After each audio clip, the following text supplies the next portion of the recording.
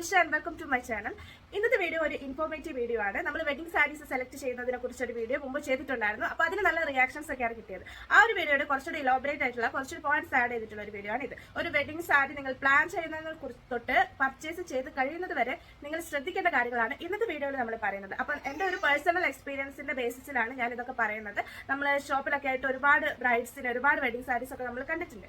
അതിന്റെ ഒരു എക്സ്പീരിയൻസ് വെച്ചിട്ടുള്ള ഒരു വീഡിയോ ആണ്. ഇതിന് നിങ്ങൾക്ക് എതിരെ അഭിപ്രായങ്ങളൊക്കെ ഉണ്ടായിരിക്കാം. എന്തെങ്കിലും സജഷൻസോ അതേപോലെ എന്തെങ്കിലും ഡൗട്ട്സോ ഒക്കെ ഉണ്ടെങ്കിൽ നിങ്ങൾക്ക് കമന്റ് ചെയ്യാവുന്നതാണ്. ഫസ്റ്റ് ടൈം ആണ് ചാനൽ കാണുന്നതെങ്കിൽ ചാനൽ സബ്സ്ക്രൈബ് ചെയ്യുക, നോട്ടിഫിക്കേഷൻ കിട്ടാൻ ബെൽ ബട്ടൺ കൂടെ എനാബിൾ ചെയ്യാം. അപ്പൊ നമുക്ക് വീഡിയോയിലേക്ക് കിടക്കാം. അപ്പൊ നമുക്ക് ആദ്യം പ്ലാനിങ് സ്റ്റേജിനെ കുറിച്ച് പറയാം. അപ്പോൾ ഒരു വെഡിങ് സാരി പ്ലാൻ ചെയ്യുന്ന സമയത്ത് നമ്മൾ എപ്പോഴും പ്ലാൻ ചെയ്യുന്ന ഒരു കാര്യം, എന്റെ സാരി ഈ ഒരു കളറിലായിരിക്കണം. ഇതൊക്കെയാണ് നമ്മൾ മെയിൻ ആയിട്ട് പ്ലാൻ ചെയ്യുന്നത്. അല്ലെങ്കിൽ അതിന്റെ ബ്ലൗസ് ഞാൻ ഇങ്ങനെ ഡിസൈൻ ചെയ്യിക്കുന്നു, അല്ലെങ്കിൽ ഈ ഒരു കളർ റേഞ്ചിൽ ഈ ഒരു കളർ ടോണിലുള്ള സാരീസ് ആണ് ഞാൻ എടുക്കുന്നത്. ഇതൊന്നും കൂടാതെ നമ്മൾ പ്ലാൻ ചെയ്യേണ്ട ഒരു ഇമ്പോർട്ടന്റ് ആയിട്ടുള്ള കാര്യമാണ് നമ്മുടെ ബഡ്ജറ്റ്. ബഡ്ജറ്റ് വെരി ഇമ്പോർട്ടന്റ് ആയിട്ടുള്ള ഒരു കാര്യമാണ്. കാരണം നമ്മളിപ്പം നമുക്ക് ഇഷ്ടപ്പെട്ട ഒരു സാരി നമുക്ക് ഇഷ്ടപ്പെട്ടതുകൊണ്ട് മാത്രം നമുക്കത് പർച്ചേസ് ചെയ്യാൻ പറ്റിക്കൊള്ളണം എന്നില്ല. ലക്ഷങ്ങൾ വരെ വിലയുള്ള വെഡിങ് സാരീസ് ഉണ്ടാവും. അപ്പൊ അതുകൊണ്ട് തന്നെ നമ്മൾ ഈ ഒരു നമുക്ക് 10,000 ആണ് അല്ലെങ്കിൽ 15K ആണ് പ്രൈസ് റേഞ്ച് എങ്കിൽ അത് നമ്മൾ ആദ്യം ഫിക്സ് ചെയ്ത് വെക്കണം.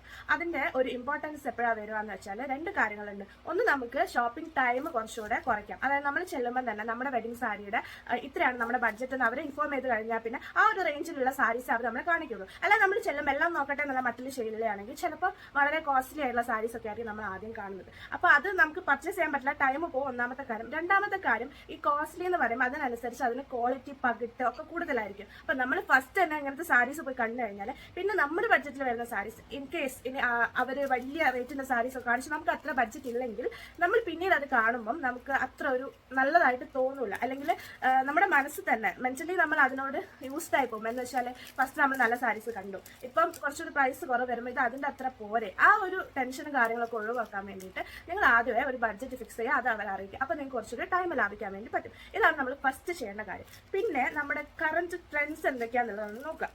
ഇതറിയാൻ വേണ്ടി ചെയ്യേണ്ടത് എന്താണെന്ന് വെച്ചാൽ അപ്ഡേറ്റഡ് ആയിരിക്കുന്ന ബൊട്ടീക്സിന്റെ പേജസ്, അല്ലെങ്കിൽ അതേപോലെ തന്നെ ഈ ഫോട്ടോഗ്രാഫി പേജസ് ഉണ്ടാവും, അല്ലെങ്കിൽ ഫോട്ടോഗ്രാഫി പ്രൊമോഷൻ പേജസ് ഉണ്ടാവും. ഇപ്പൊ കേരള ബ്രൈഡ്സ് ഒക്കെ അങ്ങനെ പറഞ്ഞ് കുറെ പേജസ് നിങ്ങൾക്ക് കാണാൻ ഇഷ്ടമില്ല. അപ്പൊ അതൊക്കെ നോക്കിക്കഴിഞ്ഞാൽ ഇപ്പോഴത്തെ ബ്രൈഡുകൾ കൂടുതലായിട്ട് യൂസ് ചെയ്യുന്ന ടൈപ്പ് ഓഫ് സാരീസ് ഏതൊക്കെയാണെന്നൊരു ഐഡിയ നിങ്ങൾക്ക് കിട്ടും. അതിന്റെ ഗുണം എന്താണെന്ന് വെച്ചാൽ നമ്മുടെ ടെക്സ്റ്റൈൽ ഷോപ്പിൽ പല മോഡൽ സാരീസ് ഉണ്ടാവും. അതെല്ലാം ഇപ്പൊ ട്രെൻഡിങ് ആവണമെന്നൊന്നുമില്ല. അവരുടെ അടുത്ത് ഓൾഡ് സ്റ്റോക്ക് ഉണ്ടാവും, ന്യൂ സ്റ്റോക്ക് ഉണ്ടാവും, എല്ലാം ഉണ്ടാവും. അപ്പൊ നമുക്ക് കുറച്ചുകൂടി ട്രെൻഡിങ് ആയിട്ടുള്ള ഒരു സാരിയാണ് വേണ്ടെങ്കിൽ ഇപ്പൊ മാർക്കറ്റിലുള്ള സ്റ്റൈൽസ് എന്താണെന്നുള്ളത് നമ്മൾ അവയർഡ് ആണെങ്കിൽ നമുക്ക് അത് ആ ഒരു രീതിയിലുള്ള സാരീസ് നമുക്ക് സെലക്ട് ചെയ്യാൻ വേണ്ടി പറ്റും. അതുകൊണ്ട് അത് ജസ്റ്റ് ഒന്ന് നോക്കി വെക്കുക എന്തൊക്കെയാണ് ട്രെൻഡ്സ് എന്നുള്ളത്. എന്ന് വിചാരിച്ച് നമ്മളിപ്പോൾ ഒരു 6 months കഴിഞ്ഞ കല്യാണമാണ്, അല്ലെങ്കിൽ ഒരു 1 year കഴിഞ്ഞിട്ടുള്ള കല്യാണത്തിൽ ഇപ്പോഴേ നിങ്ങൾ അതിനെക്കുറിച്ച് കൂടുതൽ തലപ്പുണ്ടാക്കേണ്ട കാര്യമില്ല. ആ ഒരു നമ്മൾ പർച്ചേസിങ്ങിന് പോകുന്നതിന് ഒരു 1 week മുമ്പോ 2 weeks മുമ്പോ ഒക്കെ മാത്രമേ ഇതൊക്കെ ചെയ്യേണ്ടതുള്ളൂ. കഴിഞ്ഞ വീഡിയോയിൽ ഞാൻ പറഞ്ഞിട്ടുണ്ടായിരുന്നു, വെരി ഇമ്പോർട്ടന്റ് ആയിട്ടുള്ള ഒരു കാര്യമാണ്. നിങ്ങൾ ഒരിക്കലും ഒരു കളർ കൺഫേം ചെയ്ത് വീട്ടിൽ നിന്ന് കൺഫേം ചെയ്തിട്ട് വെഡിങ് സാരി എടുക്കാൻ വേണ്ടി പോകരുത്.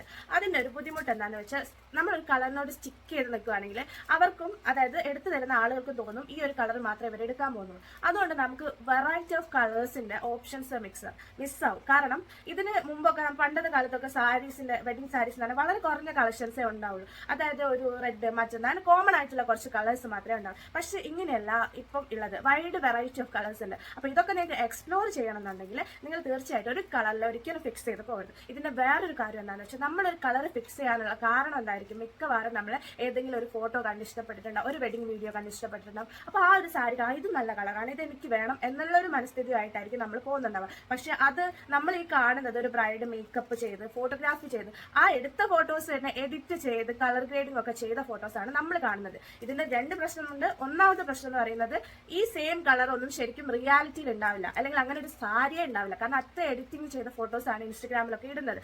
അപ്പൊ നമ്മൾ എത്ര നോക്കിയാലും ആ ഒരു ബ്രൈറ്റ്നെസ്സോ സാച്ചുറേറ്റഡ് ആയിട്ടുള്ള കളേഴ്സ് ഒന്നും കാണാം, അത് നമുക്കൊരു നിരാശ ഉണ്ടാവും. ഫസ്റ്റ് കാര്യം അതാണ്. പിന്നെ വേറൊരു കാര്യം എന്ന് വെച്ചാൽ ഈ ഒരു കളർ നമുക്ക് മാച്ച് ആവണമെന്നില്ല. അത് അത്രയും ഭംഗിയായിട്ട് നമുക്ക് തോന്നുന്നു ഈ ഒരു ഫോട്ടോയുടെ ക്ലാരിറ്റി ഉണ്ടോ അല്ലെങ്കിൽ സാച്ചുറേറ്റഡ് ആയതുകൊണ്ടൊക്കെ ആയിരിക്കും നമുക്കൂടെ മാച്ച് ആവണ്ടേ. അപ്പൊ ഈ മാച്ച് ആവുന്ന സാരീസ് അറിയണമെങ്കിൽ നമ്മൾ ട്രൈ ചെയ്യേണ്ട വേണം. നമുക്ക് ഓപ്ഷൻസ് ഒക്കെ, ഈ ഒരു കളർ എനിക്ക് ഇഷ്ടമാണ്, അത് നമുക്ക് കാണിച്ചു കൊടുത്ത് അവിടുന്ന് ജസ്റ്റ് ഒന്ന് ട്രൈ ചെയ്ത് നോക്കിക്കഴിഞ്ഞാൽ അത് നമുക്ക് കൂടെ ചേരുന്ന കളറാണോ എന്നുള്ളത് നമുക്ക് മനസ്സിലാവാൻ വേണ്ടി പറ്റും. അപ്പൊ വേറെ കളേഴ്സ് കൂടെ നമുക്ക് ചെയ്യാൻ പറ്റില്ല. അത് ഒന്നിൽ തന്നെ സ്റ്റിക്ക് പിക്ക് ചെയ്തിരിക്കാതിരിക്കാൻ വേണ്ടിയിട്ട് ശ്രദ്ധിക്കാം. ഇനി വളരെ ഇമ്പോർട്ടന്റ് ആയിട്ടുള്ള ഒരു കാര്യമാണ്, വെഡിങ് സാരി എടുക്കാൻ പോകുമ്പോൾ നിങ്ങളെ കൂടെ കൂട്ടുന്ന ആളുകൾ. ഇപ്പൊ എനിക്ക് പറയാൻ പറ്റില്ല നിങ്ങൾ എന്താ പറയുക 2 പേരെ കൂട്ടിയിട്ടേ പോകാം, അല്ലെങ്കിൽ ഒരാളെ കൂട്ടിയിട്ടേ പോകും, അങ്ങനെയല്ല ഞാൻ പറയുന്നത് ഉദ്ദേശിക്കും. ഇതിനെതിരെ അഭിപ്രായങ്ങൾ ഉണ്ടായിരിക്കാം. പക്ഷേ നമ്മൾ ഗ്രൂപ്പിൽ എണ്ണം കൂടുന്നതിനനുസരിച്ച് അഭിപ്രായങ്ങൾ കൂടി വരും. ചിലപ്പോൾ ഹോൾ വെഡിങ് ഷോപ്പിംഗ് ഒരുമിച്ചായിരിക്കും ചിലർ ചെയ്യുന്നത്. അതായത് എല്ലാവർക്കും ബ്രൈഡിനും ഗ്രൂമിനും അതേപോലെ നമ്മുടെ അമ്മയ്ക്കും അച്ഛനും സിബ്ലിങ്സിനും എല്ലാവരുടെയും ഒറ്റയടിക്ക് പോയി എടുക്കാമെന്ന് വിചാരിക്കുന്നവരുണ്ട്. അപ്പോൾ നമ്മുടെ അടുത്ത് ഒരു ഗ്രൂപ്പ് ഓഫ് പീപ്പിൾസ് നമ്മുടെ കൂടെ ഉണ്ടാവും. അങ്ങനെ ഉണ്ടാകുമ്പോൾ പ്രശ്നം എന്താണെന്ന് വെച്ചാൽ ഓരോരുത്തരുടെയും ടേസ്റ്റിൽ വ്യത്യാസം ഉണ്ടാവും. അതായത് ചിലർക്ക് ചിലപ്പോൾ ഡാർക്ക് ടോൺസ് ആയിരിക്കും, ചിലർക്ക് പേസ്റ്റൽസ് ആയിരിക്കും, ചിലർക്ക് കറിയുള്ള സാരി, കറിയില്ലാത്ത സാരി, അങ്ങനെ പല അഭിപ്രായങ്ങളുള്ളവരുണ്ടാവും. ഓരോരുത്തരുടെ point of view also different ആയിരിക്കും. നമുക്ക് വെഡിങ്ങിന് നമുക്ക് എല്ലാവരുടെയും അഭിപ്രായം നോക്കി അല്ലെങ്കിൽ എല്ലാവരെയും തൃപ്തിപ്പെടുത്തുന്ന രീതിയിൽ ഒരു സാരി സെലക്ട് ചെയ്യാൻ ഇമ്പോസിബിൾ ആയിട്ടുള്ള കാര്യമാണ്. നമ്മൾ മെയിൻ ആയിട്ടുള്ള ആളുകൾ ഫോക്കസ് ചെയ്യാൻ ഏറ്റവും മെയിൻ ആയിട്ടുള്ള നമ്മൾ തന്നെയാണ്. നമ്മുടെ കല്യാണമാണ്, നമുക്കാണത് നമ്മൾ എങ്ങനെ പ്രസന്റ് ആവണം, ആളുകളുടെ മുന്നിൽ എങ്ങനെ നമ്മൾ കാണണം എന്നുള്ളത് നമ്മുടെ മാത്രം അഭിപ്രായമാണ്. ഇനി നമുക്ക് വേണമെങ്കിൽ ഗ്രൂമിന്റെ അടുത്ത് നിന്ന് അതേപോലെ തന്നെ അഭിപ്രായം ചോദിക്കാം. അവർക്കും ചില കാര്യങ്ങളൊക്കെ ഉണ്ടാവല്ലോ, അതൊക്കെ ചോദിക്കാം. വേണേൽ അച്ഛനും അമ്മ അങ്ങനെ അടുത്ത ആളുകളുടെ അടുത്ത് നിന്ന് മാക്സിമം ചോദിച്ച് അവരുടെ അഭിപ്രായങ്ങളെ ഫോളോ ചെയ്യുക. അല്ലാതെ കൊണ്ടുപോയിട്ടുള്ള ഗ്രൂപ്പ് മൊത്തം മാക്സിമം നിങ്ങൾ അങ്ങനെ ഗ്രൂപ്പായിട്ട് പോകാതിരിക്കാൻ വേണ്ടി ശ്രദ്ധിക്കുക. അങ്ങനെ ഹോൾ പർച്ചേസ് ഒക്കെ പിന്നത്തേക്ക് മാറ്റി വെക്കുക. ഒരു വെഡിങ് സാരിക്ക് ഒരു സെപ്പറേറ്റ് ഡേ കൊടുക്കുക എന്നുള്ളത് അങ്ങനെ ചെയ്ത് കഴിഞ്ഞാൽ കുറച്ചുകൂടി എളുപ്പമായിരിക്കും. ഇനി എല്ലാന്നുണ്ടെങ്കിൽ കുറച്ച് ആളുകളെ മാത്രം ഫോക്കസ് ചെയ്തിട്ട് അല്ലെങ്കിൽ മറ്റുള്ളവരെ ബാക്കിയുള്ള ഡ്രസ്സുകൾ എടുക്കാൻ വേണ്ടി വിടുക. ഇതിന്റെ കാര്യം എന്താണെന്ന് വെച്ചാൽ പല അഭിപ്രായങ്ങൾ വന്നു കഴിഞ്ഞാൽ നമുക്ക് തന്നെ കൺഫ്യൂഷൻ ആവും. ചിലപ്പോൾ നമുക്ക് ഇഷ്ടപ്പെട്ടിട്ടുണ്ടാവും, പക്ഷെ ഇത് എങ്ങനെയാണ്, ഇത് കുറച്ച് ഡള്ളായിപ്പോൾ. ഇങ്ങനത്തെ ചോദ്യങ്ങളൊക്കെ വരുമ്പോൾ നമുക്ക് തന്നെ ഒരു കൺഫ്യൂഷൻ വരും. അപ്പോൾ വെഡിങ് സാരി എടുക്കുക എന്ന് പറയുന്നത് സിമ്പിൾ ആയിട്ടുള്ള കാര്യമല്ല. മെയിൻ കാര്യം എന്താണെന്ന് വെച്ചാൽ ഒരുപാട് ഓപ്ഷൻസ് ആ സ്റ്റോഴ്സിൽ തന്നെ ഉണ്ടാവും.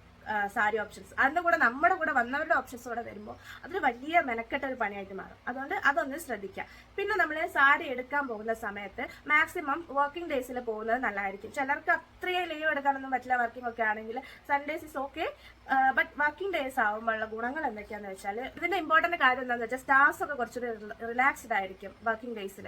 അല്ലാതെ വീക്കെൻഡ് ആവുന്ന സമയത്ത് ഭയങ്കര സ്ട്രെസ്ഡ് ആയിരിക്കും അവർ. കാരണം കുറെ വെഡിങ് കസ്റ്റമേഴ്സിന് ഇഷ്ടം പോലെ ഉണ്ടാവും, അതിന്റെ കൂടെ നോർമൽ കസ്റ്റമേഴ്സ് ഉണ്ടാവും. എല്ലാം കൂടി ആയിട്ട് അവർക്ക് തന്നെ കാണിച്ചു തരാനുള്ള ഒരു ബുദ്ധിമുട്ടുകൾ ഉണ്ടാവും. ഇതൊന്നും പോരാഞ്ഞിട്ട് നമ്മൾ ട്രയൽ റൂംസ്, അതേപോലെ തന്നെ സാരിക്കാണെങ്കിൽ ജസ്റ്റ് നമ്മളൊന്ന് വെച്ച് നോക്കും, മിറേഴ്സ്, ഇതൊക്കെ എപ്പോഴും ഒക്യുപ്പൈഡ് ആയിരിക്കും. അപ്പൊ നമ്മുടെ ടൈം കുറെ അവിടെ വേസ്റ്റ് ആവും. പിന്നെ എന്താന്ന് വെച്ചാൽ ഫുൾ മെസ്സി ആയിരിക്കും. ഇപ്പം സാരീസിന്റെ സെക്ഷൻ ആണെങ്കിൽ എല്ലാ സാരിയും നിവർത്തി പല കളേഴ്സ് അപ്പൊ നമുക്ക് കോൺസെൻട്രേറ്റ്, ഇപ്പം നിങ്ങളിപ്പോ ഒരു ബ്രൈഡൽ വെയർ മാത്രം കോൺസെൻട്രേറ്റഡ് ആയിട്ടുള്ള ഒരു സ്റ്റോറിലാണ് പോകുന്നതെങ്കിൽ അതിന് മാത്രമല്ല അങ്ങനത്തെ ഒക്കെ ഓക്കെ. പക്ഷെ നമുക്ക് എല്ലാവർക്കും അതിന് ബഡ്ജറ്റ് ഉണ്ടാവണമെന്നില്ല. അങ്ങനത്തെ സ്റ്റോഴ്സിലൊക്കെ ആ ഒരു പ്രൈസ് റേഞ്ചുള്ള സാരീസ് ആയിരിക്കും. നമുക്ക് നോർമലായിട്ട് ചിന്തിക്കുകയാണെങ്കിൽ നമ്മളിപ്പോൾ ഒരു വെഡിങ് സെന്ററിലൊക്കെ ആയിരിക്കും പോകുക. അവിടെ എല്ലാ തരം തുണിത്തരങ്ങളുള്ള ഒരു സ്ഥലമാണെങ്കിൽ പല ടൈപ്പ് ഓഫ് സാരീസ് ഉണ്ടാവും. അപ്പം അതുകൊണ്ട് തന്നെ മൊത്തത്തിൽ വാരി വലിച്ച് അതിൻ്റെ ഇടയിൽ നമുക്ക് നമ്മുടെ ഒന്ന് സെലക്ട് ചെയ്യാൻ പറയുന്നത് ഭയങ്കര പാടായിരിക്കും. അപ്പോൾ അതിന് ഏറ്റവും നല്ലത് വീക്ക് ഡേയ്സിൽ പോകുന്നതാണ്, വീക്കെൻഡ്സ് ഒഴിവാക്കുക. ഇനി അതേപോലെ തന്നെ പോകുന്ന സമയത്ത് രാവിലെ ഫ്രഷ് ആയിട്ട് പോകുക. അല്ലാതെ ഉച്ചയ്ക്കും വൈകുന്നേരം ഒക്കെ സാരി എടുക്കാൻ പോകുന്നത് അതും ഇതേപോലെ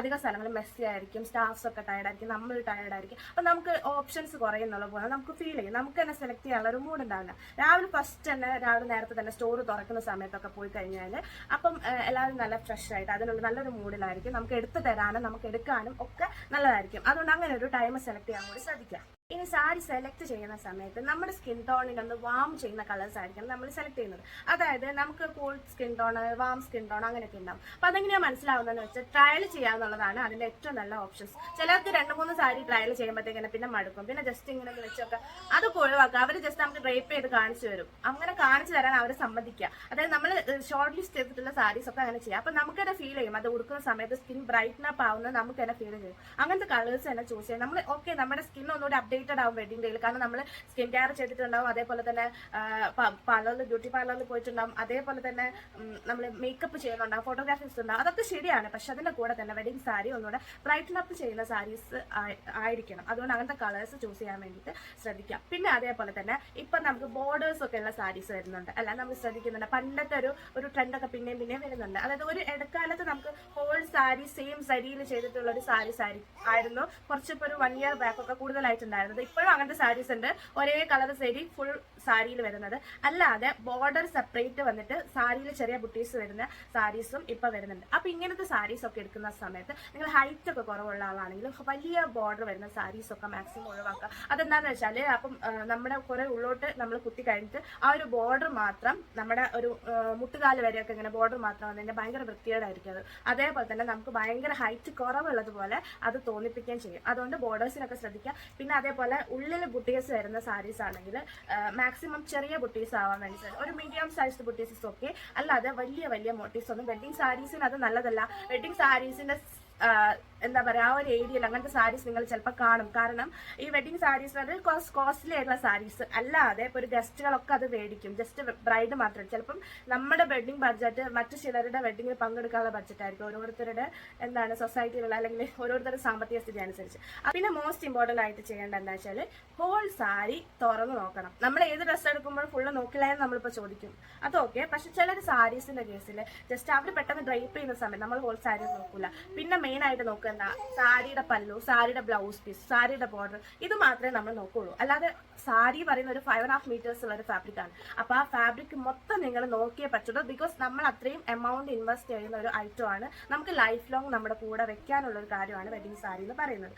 പിന്നെ എന്താണെന്ന് വെച്ചാൽ ഈ ഒരു സാരിയിൽ വെഡിങ് സാരി മിക്കവാറും സിൽക്ക് സാരീസ് ആയിരിക്കും. അപ്പൊ ഈ സിൽക്ക് സാരീസിൽ മെയിൻ ആയിട്ട് കോമൺ ആയിട്ട് കാണുന്ന ഒരു വീവിങ് എറർ ഉണ്ട്. അതായത് ചില നൂലുകൾ ഇങ്ങനെ പൊന്തി നിൽക്കും, അത് സാരിയുടെ ഉൾപോഷനിലാണ് അധികം വരുന്നത്. അതുകൊണ്ട് തന്നെ നമ്മൾ അത് ശ്രദ്ധിക്കില്ല. ഞാൻ ഒരുപാട് ബ്രൈഡ്സ് അങ്ങനത്തെ സാരി കൊണ്ടുവന്ന് ഞാൻ കണ്ടിട്ടുണ്ട്. ഇതിന്റെ പ്രശ്നം എന്താണെന്ന് വെച്ചാൽ നമ്മൾ ഇങ്ങനെ നോക്കുമ്പോൾ ഇത് ഉള്ളിലല്ലേ എന്ന് പറയും, പക്ഷെ നമ്മൾ ഉടുക്കുന്ന സമയത്ത് ചിലപ്പോൾ കാണുന്ന ഏരിയയിലൊക്കെ ആയിരിക്കും ഈ ഒരു സംഭവം വരുന്നത്. അത് നമ്മൾ കട്ട് ചെയ്ത് കളഞ്ഞാൽ അവിടെ ഒന്നെങ്കിൽ അതിൻ്റെ ഒരു ലൈൻ പോലെ ഒഴിവ് കാണും, അല്ലെങ്കിൽ ചിലപ്പോൾ അവിടെ ഡോട്ട്സ് പോലെ ഇങ്ങനെ കുഴികളൊക്കെ കാണും. പിന്നെ വേറെ എറർ എന്ന് പറയുന്നത് വേറെ കളർ ത്രെഡോ അല്ലെങ്കിൽ ബ്ലാക്ക് കളറുള്ള എന്താ പറയുക ഡേർട്ടൊക്കെ മിക്സ് ചെയ്ത് വീവിൽ കയറി വരും. അതൊക്കെ നമ്മുടെ ബ്രൈഡൽ സാരി ആകുമ്പോൾ ഇങ്ങനത്തെ കാര്യത്തിൽ നമ്മളിപ്പോൾ ഒരു സാധാ ഒരു സാരി ആണെങ്കിൽ അതൊക്കെ പോട്ടെ എന്ന് വിചാരിക്കാം. ബ്രൈഡൽ സാരി ആകുമ്പോൾ നമ്മൾ ഇങ്ങനത്തെ കാര്യങ്ങളൊക്കെ ശ്രദ്ധിക്കണം. അതുകൊണ്ട് ഹോൾ സാരി തുറന്ന് നല്ല രീതിയിൽ പരിശോധിച്ചിട്ട് മാത്രം നിങ്ങൾ എടുക്കാൻ വേണ്ടി ശ്രദ്ധിക്കുക. ഇനി നിങ്ങൾ in case whole family shopping ഒരുമിച്ചാണ് ചെയ്യുന്നതെന്ന് വിചാരിക്കുക. അല്ല, ഇങ്ങനത്തെ കേസിൽ നിങ്ങൾ സാരി, അതായത് വെഡിങ് സാരി ഫസ്റ്റ് എടുക്കാൻ വേണ്ടിയിട്ട് ശ്രദ്ധിക്കുക. ഇത് ഞാൻ നേരത്തെ പറഞ്ഞ പോലെ എല്ലാവരും മെസ്ഡപ്പ് ആവും, ടയേർഡ് ആവും. അപ്പൊ ഇങ്ങനത്തെ കാര്യങ്ങളൊക്കെ ഒഴിവാക്കുക. ഫസ്റ്റ് സാരി അങ്ങോട്ട് എടുത്തു കഴിഞ്ഞാൽ ആ ഒരു കാര്യം ക്ലിയർ ആയി കഴിഞ്ഞാൽ പിന്നെ എടുക്കുന്ന ഡ്രസ്സ് ഇപ്പൊ എങ്ങനെയായാലും കുഴപ്പമൊന്നുമില്ല. പക്ഷെ വെഡിങ് സാരി നീറ്റായിട്ട് എടുക്കാൻ വേണ്ടിയിട്ട് അങ്ങനെ ചെയ്യണം. ഇനി നിങ്ങൾക്ക് അറിയോന്ന് എനിക്കറിയില്ല, ഹിന്ദു ബ്രൈഡ്സിന്റെ കല്യാണ സാരികൾ സൈഡ് മടക്കി അടിക്കില്ല. അത് ചിലർ ആ ഒരു എന്താ പറയാ അങ്ങനെ ആ ഒരു ട്രഡീഷൻ ഫോളോ ചെയ്യുന്നവരുണ്ടാവും. അതൊക്കെ ഓപ്ഷണൽ ആണ്, ഓരോരുത്തരുടെ വിശ്വാസം അനുസരിച്ചാണ്. ചിലർക്ക് അതൊന്നും കുഴപ്പമുണ്ടാവില്ല. എനിവേ നമ്മൾ കോമൺലി പറയുകയാണെങ്കിൽ സാരി മടക്കിയടിക്കില്ല. അപ്പൊ അതിന് പകരം നമ്മൾ സാരിയുടെ പല്ലു വരുന്ന സൈഡിൽ ചെണ്ട് കെട്ടാണ് ചെയ്യുന്നത്. അപ്പൊ ഈ ചെണ്ട് കെട്ടുന്ന സംഭവം ചില ബ്രൈഡ്സ് വരുമ്പോൾ അവരുടെ സാരി റോ ആയിട്ട് ഡയറക്റ്റ് ഇങ്ങോട്ട് കൊണ്ടുവന്നായിരിക്കും. അതായത് ബ്ലൗസ് പീസ് കട്ട് ചെയ്തിട്ടുണ്ടാവില്ല, ഒന്നും ചെയ്തിട്ടുണ്ടാവില്ല. അപ്പൊ അങ്ങനത്തെ കേസിൽ ചെണ്ട് നമ്മൾ ഈ സ്റ്റിച്ച് ചെയ്യുന്ന സ്ഥലം, സ്റ്റിച്ചിങ് സെന്റേഴ്സോ ബുട്ടീക്സോ എവിടെ ഡിസൈനിങ് സെന്ററോ എവിടെയാണെങ്കിലും അവരോട് കെട്ടിത്തരാൻ വേണ്ടി പറയും. അപ്പൊ അതിന്റെ പ്രശ്നം എന്താണെന്ന് വെച്ചാൽ നിങ്ങൾ ഈ കല്യാണ സാരി വെഡിങ് സെന്ററിൽ വെച്ച് തന്നെ ചെയ്യുവാണെങ്കിൽ, അവിടുന്ന് വെച്ച് തന്നെ ചെണ്ട് കെട്ടുവാണെങ്കിൽ അതിന് നിങ്ങൾ എക്സ്ട്രാ പേ ചെയ്യണം ആവശ്യമില്ല. അല്ല, ചെണ്ട് കെട്ടാൻ വേണ്ടിയിട്ട് നിങ്ങൾ ഈ ബൊട്ടിക്സിലോ ഡിസൈൻ സെന്ററിലോ ടൈലറിംഗ് സെന്ററിലോ കൊടുക്കുന്ന സമയത്ത് അവർ അതിന് എക്സ്ട്രാ പേയ്മെന്റ് മേടിക്കും. അതിപ്പോൾ 300 500 1000 2000 ഒക്കെ വരും. അത് അവരുടേതനുസരിച്ചാണ്. പക്ഷേ വെഡിങ് സെന്ററുകൾ നമ്മൾ പർച്ചേസ് ചെയ്യുന്ന സമയത്ത് അവിടുന്ന് ചെണ്ട് കെട്ടുന്നതിന് അവർ പ്രത്യേകിച്ച് ചാർജ് ഒന്നും ഈടാക്കില്ല. അപ്പൊ ചില സ്ഥലത്ത് തിരക്കില്ലാത്ത സമയത്തൊക്കെ അവർ ചോദിക്കും ഞങ്ങൾ ഇത് കെട്ടട്ടെ എന്നുള്ളത്. ചില സമയത്ത് അവർ ചോദിക്കില്ല. കാരണം ചിലപ്പം സ്റ്റാഫ്സ് ഒക്കെ കുറവായിരിക്കും, അല്ലെങ്കിൽ തിരക്കാണെങ്കിൽ എല്ലാവരും ഒക്യുപ്പൈഡ് ആയിരിക്കും. അപ്പൊ അതിന് അവർ ഇങ്ങോട്ട് ചോദിക്കില്ല. അപ്പൊ നിങ്ങൾക്ക് അങ്ങോട്ട് പറഞ്ഞു കഴിഞ്ഞാൽ അവർ കെട്ടിത്തരാം. അപ്പൊ നിങ്ങൾക്ക് ആ ഒരു എക്സ്ട്രാ പേയ്മെന്റ് ഒഴിവാക്കും. ഇതിൽ വളരെ ഇമ്പോർട്ടന്റ് ആയിട്ട് ശ്രദ്ധിക്കേണ്ട മറ്റൊരു കാര്യം കൂടെ ഉണ്ട് ഈ ഒരു കാര്യത്തിന്. എന്താണെന്ന് വെച്ചാൽ ഈ ചെണ്ട് കെട്ടുന്ന സമയത്ത് ബ്ലൗസ് പീസ് അവർ കട്ട് ചെയ്ത് കളയും. അപ്പൊ ഇങ്ങനെ ചെയ്യുന്ന സമയത്ത് നിങ്ങൾക്ക് ആ സാരി പിന്നെ റിട്ടേൺ ചെയ്യാൻ വേണ്ടി പറ്റില്ല. അതുകൊണ്ട് ആദ്യം ഞാൻ നേരത്തെ പറഞ്ഞ പോലെ ഡാമേജ് ഒന്നും ഇല്ലാന്ന് ഉറപ്പ് വരുത്തിയിട്ടായിരിക്കണം എടുക്കുന്നത്. പിന്നെ ബ്രൈഡിനും ഗ്രൂമിനും വീട്ടിലുള്ളവർക്കൊക്കെ മെയിൻ ആയിട്ടുള്ള ആളുകൾക്കൊക്കെ ഇഷ്ടപ്പെട്ടിട്ടുള്ള സാരി ആയിരിക്കണം. പിന്നെ നിങ്ങൾ പക്കാ കൺഫേംഡ് ആയിരിക്കണം ആ സാരിയുടെ കാര്യത്തിൽ. പിന്നെ ചില ആളുകൾക്ക് കോമൺ ആയിട്ടുള്ള ഒരു കാര്യമാണ്, അത് ഞാൻ കുറ്റമായിട്ട് പറയല്ല, നമ്മൾ എത്ര എന്ത് സെലക്ട് ചെയ്ത് കഴിഞ്ഞാലും വീട്ടിലെത്തി കഴിഞ്ഞാൽ അതൊന്നും മാറ്റിയിട്ടില്ലെങ്കിൽ അല്ലെങ്കിൽ വീട്ടിലെത്തുമ്പോൾ മൈൻഡ് മൊത്തം മാറും. നമ്മളിപ്പോൾ ഷോറൂമിലെ ലൈറ്റിൽ കണ്ടതുകൊണ്ടാണോ വീട്ടിലെ ലൈറ്റിലെത്തുമ്പോൾ ഡള്ളായി തോന്നുന്നതുകൊണ്ടാണോ ഇതൊന്നും അറിയില്ല. ചിലർക്ക് മാറ്റിയെടുത്തില്ല ഒരു സമാധാനം ഉണ്ടാവില്ല. ഇങ്ങനത്തെ ആളുകളാണെങ്കിൽ അല്ലെങ്കിൽ അങ്ങനത്തെ ഒരു സ്വഭാവം നമുക്ക് ഉണ്ടെങ്കിൽ മാക്സിമം നമ്മൾ ചെണ്ട് കെട്ടാണ്ട് അതേപോലെ മേടിച്ച് വരുന്നതാണ് നല്ലത്. അത് പിന്നെ നമുക്ക് പൊട്ടിക്കുന്ന എവിടുത്തെ പൈസ കൊടുത്ത് കെട്ടിക്കുക. അല്ലാത്ത പക്ഷേ നിങ്ങൾ ആ സാരിയുടെ കാര്യത്തിൽ കൺഫേംഡ് ആണെങ്കിൽ അവിടെ നിന്ന് തന്നെ കെട്ടിച്ച് വാങ്ങുന്നതാണ് നല്ലത്. കാരണം പിന്നെ നമ്മൾ ഇമ്പോർട്ടൻ്റ് ആയിട്ട് ചിന്തിക്കേണ്ട ഒരു കാര്യമാണ് ബ്ലൗസ് പീസ്. ബ്ലൗസ് പീസ് നിങ്ങൾക്ക് കുറച്ച് വണ്ണൊക്കെ ഉള്ള ആളാണെങ്കിൽ പ്രത്യേകമായിട്ട് ശ്രദ്ധിക്കണത് ബ്ലൗസ് പീസ് ഒരു 80-90 മിനിമം വേണം. ഒരു 90 കുട്ടിക്കോ 1 മീറ്റർ ആണ് ശരിക്കും സാരിയുടെ ബ്ലൗസ് പീസ് ഉണ്ടാവും. അപ്പൊ സിൽക്ക് സാരീസിൽ വീവേഴ്സ് ചെയ്യുന്ന ഒരു പരിപാടിയാണ്. അതായത് ഒരു 10 സെന്റിമീറ്റർ ഒക്കെ കുറച്ച് കളയും. അപ്പൊ അത്ര അവർക്ക് അതിന് ലാഭമാണ്. ആ ഒരു 10 സെന്റിമീറ്റർ തന്നെ ഒരു എമൗണ്ട് വരും. ഇപ്പോൾ ഒരു 20,000 30,000 ഒക്കെ സാരി ആണെങ്കിൽ 10 സെന്റിമീറ്ററിൽ വരെ നല്ലൊരു എമൗണ്ട് ഉണ്ട്. അതുകൊണ്ട് തന്നെ അത് അങ്ങ് കുറച്ച് കളി വരും. അപ്പം അങ്ങനെ ചെയ്യുമ്പോൾ പ്രശ്നം എന്താണെന്ന് വെച്ചാൽ നമുക്ക് ബ്ലൗസ് സ്റ്റിച്ച് ചെയ്യുന്ന സമയത്ത് ആവശ്യമില്ലാത്ത ജോയിൻസ് ബ്ലൗസിന് കൊടുക്കേണ്ടി വരും. അതും എക്സ്പെൻസീവ് ആയിട്ടുള്ള 15,000 സാരിക്ക് വരെ ബ്ലൗസ് പീസ് തികയാണ്ട് വന്ന കേസൊക്കെ ഞാൻ കണ്ടിട്ടുണ്ട്. പിന്നെ എക്സ്ട്രാ സിൽക്ക് വാങ്ങി ബ്ലൗസ് പീസ് ചെയ്യേണ്ടി വന്ന അവസ്ഥ ഉണ്ടായിട്ടുണ്ട്. അതുകൊണ്ടാണ് പറയുന്നത് വെഡിങ് സാരിക്കൊക്കെ വേറെ ബ്ലൗസ് എടുക്കുക എന്ന് പറയുന്നതൊക്കെ റിസ്ക് ആണ്. കാരണം സെയിം ടോണൊന്നും കിട്ടണമെന്നില്ല. അപ്പോൾ കോൺട്രാസ്റ്റ് കളർ സാരി ഒന്നും അധികം കോൺട്രാസ്റ്റ് കളർ ബ്ലൗസ് ഒന്നും അധികം വെഡിങ്ങിന് ആരും യൂസ് ചെയ്യാറില്ല. അതുകൊണ്ട് തന്നെ സെയിം കളർ നമുക്ക് ഒപ്പിക്കാൻ പ്രയാസമാണ്. കാരണം സാധാരണ കോട്ടൺ സിൽക്ക് ഒന്നും ഈ ഒരു സാരിയുടെ സിൽക്കുമായിട്ട് മാച്ച് ആവില്ല. പ്യുവർ സിൽക്ക് അതിന് എക്സ്ട്രാ ഇൻവെസ്റ്റ്മെന്റ് വേണം. മീറ്ററിന് 1,000-1,200 ഒക്കെയാണ് സിൽക്കിന് റേറ്റ് വരുന്നത്.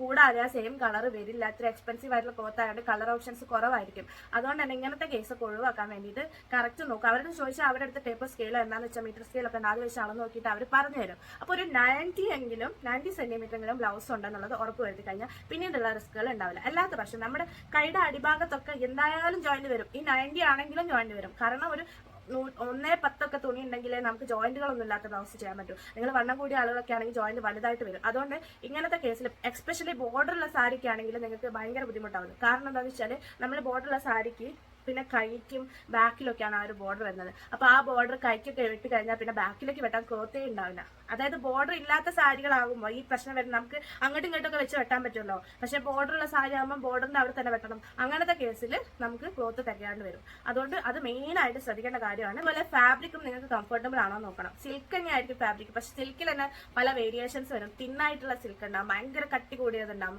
അല്ലെങ്കിൽ ഫ്ലോയി ആയിട്ടുള്ള സോഫ്റ്റ് ആയിട്ടുള്ള ഇങ്ങനെ ഉണ്ടാവും. അപ്പം നിങ്ങളുടെ പ്രിഫറൻസ് അനുസരിച്ച് ഇപ്പോൾ വണ്ണമുള്ള ആളുകളാണെങ്കിൽ കുറച്ച് സോഫ്റ്റോ അല്ലെങ്കിൽ തിന്നോ ആയിട്ടുള്ള സിൽക്സ് എടുക്കുക. കാരണം അത് എക്സ്ട്രാ മാസ് ആഡ് ചെയ്യില്ല. അല്ലാതെ ഈ ബ്രൊക്കേഡ്സ് പോലെയൊക്കെ ഭയങ്കര കട്ടിയിൽ സെരി വർക്കൊക്കെ വരുന്നത് അങ്ങനത്തെ സാരി ആകുമ്പോൾ എന്താ പ്രശ്നം എന്ന് വെച്ചാൽ നിങ്ങളുടെ ഈ ഒരു വയറിന്റെ അവിടെ നമ്മൾ മടക്കി കുത്തൂലേ, ആ ഒരു ഭാഗത്തൊക്കെ എക്സ്ട്രാ മാസ് ആയിട്ട് ഇങ്ങനെ നിൽക്കുക. അപ്പോൾ ഓൾറെഡി വയറൊക്കെ ഉള്ളവരാണെങ്കിൽ അതൊന്നുകൂടെ എൻലാർജ് ചെയ്ത് നിൽക്കും. ഈവൻ നമ്മുടെ ചെസ്റ്റിന്റെ ഇവിടേക്ക് ഇടുന്ന പോർഷൻ വരെ കുറച്ചുകൂടി വലുതായിട്ട് തോന്നും. അതിന് നല്ലത് എന്താണ് തിന്നായിട്ടുള്ള സോഫ്റ്റ് ആയിട്ടുള്ള സിൽക്കുകൾ അങ്ങനത്തെ ചൂസ് ചെയ്യുക. ഇനിയിപ്പോൾ അല്ലാതെ വണ്ണം കുറവുള്ള ആളുകളാണെങ്കിൽ കുഴപ്പമില്ല, നിങ്ങളുടെ കംഫർട്ട് അനുസരിച്ച് ഫാബ്രിക് ചൂസ് ചെയ്യാവുന്നതാണ്.